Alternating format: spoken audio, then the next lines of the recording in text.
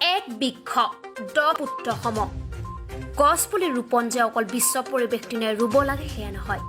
গছপুলি আমি সদায় ৰোপণ কৰিব লাগে এজোপা গছ কটাৰ বিনিময়ত আমি 10 জোপা গছপুলি ৰুব লাগে আজি গোলাঘাট জিলাৰ লক্ষীপুৰ গাঁৱৰ এজন শিক্ষিত নিবনুৱা যুৱকে নিজৰ দেউতাকৰ লগত ৰাস্তাৰ কাষত গছপুলি ৰোপণ কৰে সম্পূৰ্ণ নিজা পইচা খৰচ কৰি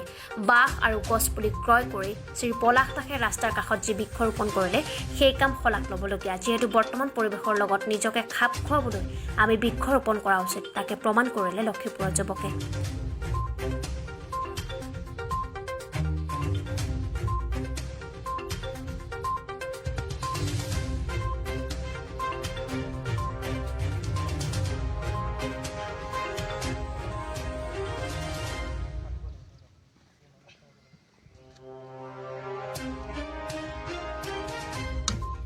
গোলাঘাটৰ পৰা অনুপম দাসৰ ৰিপৰ্ট ৰেড ৰিভাৰ টাইমছ